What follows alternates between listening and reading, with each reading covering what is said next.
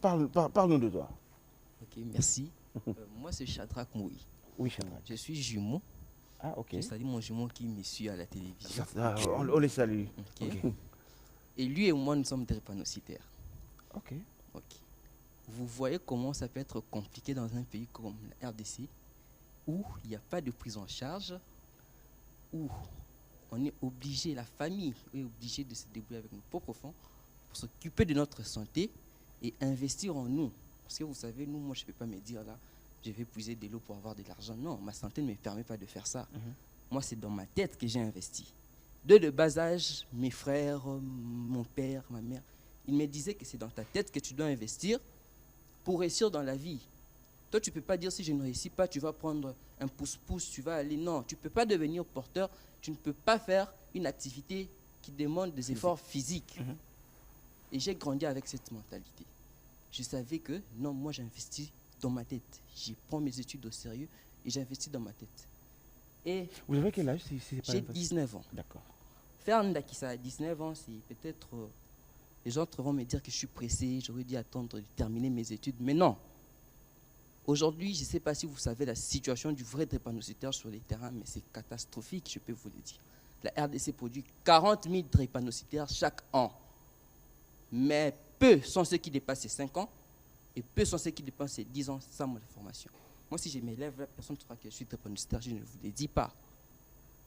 Mais ce n'est pas toute la situation des autres. Les autres, à la première aperçu, vous saurez que non, non, celui-là, il est comme ça.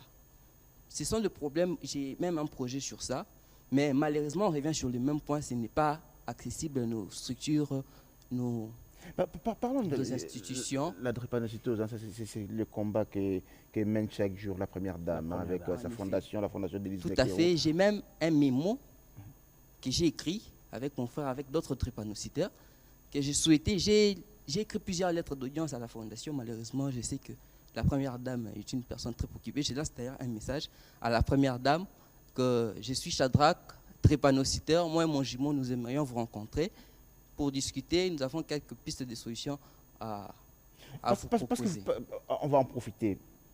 On imagine, hein, on rêve, on imagine peut-être qu'elle est en train de nous suivre, ses services, on imagine. Parce que, avant de revenir sur Ndakisa, en 2-3 mots, votre projet sur la drépanocytose, c'est quoi? En 2-3 mots. Oui. Aujourd'hui, le problème de la drépanocytose en République démocratique du Congo, c'est la prise en charge. Les drépanocytaires émanent des familles pauvres. Il faut qu'on se le dise. Les drépanocytaires émanent d'un motard qui a rencontré une jeune fille là au coin.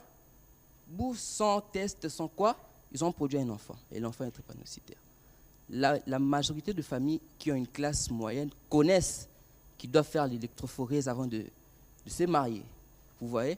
Mais les drépanocytaires émanent de cette famille-là qui ne sait pas, au village, ils ne connaissent pas. Nous, notre projet, c'est sur la sensibilisation. Ok. Wow.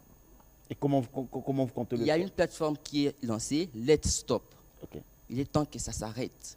Nous sommes dans la sensibilisation. Nous comptons nous expandre dans tous les 26 provinces en République démocratique du Congo et sensibiliser sur la drépanocytose. Nous soutenons également le projet de loi de Madame à l'Assemblée nationale qui elle soutient les drépanocytaires. Il y a un projet de loi parce que moi je pense que si aujourd'hui la maison communale, les églises obligeaient aux couples d'apporter le test de compatibilité avant de s'épouser, on va réduire sensiblement cette situation. On reviendra, on aura une émission spéciale avec exactement, toi et tes équipes et tes amis pour parler justement.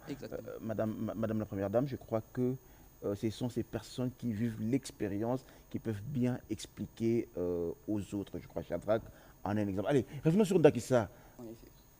Tu te lances dans l'entrepreneuriat avec ton magazine Ndakisa. Comment tu fais en fait? Comment tu rencontres Israël? Comment tu finances ça? Cette première édition, j'ai financé moi-même. C'était difficile.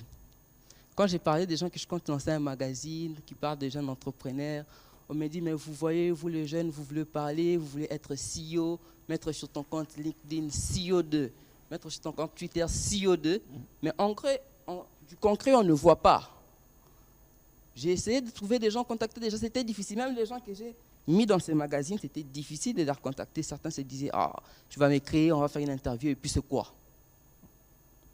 je me suis retiré, je me suis dit non, c'est vraiment utopique, c'est irréel de paraître pour quelqu'un comme ça et de demander si tu peux me faire ceci. Non, non, j'ai dit, je veux travailler, produire un magazine. Comme ça, quand je veux parler de ma vision, il y aura du fait accompli, il y aura du concret. Je me suis retiré, j'ai contacté quelqu'un, vous voyez là, c'est un ami, il a un impact positif, je me suis dit, lui, il est accessible. Je l'ai contacté, j'ai contacté certaines personnes, il y a des grands noms, il y a Tissia Moukouna, vous avez dit, il y a Fali Poupa, il y a des noms ici. Je fais des recherches sur leur impact véritablement sur la société, sur ce qu'ils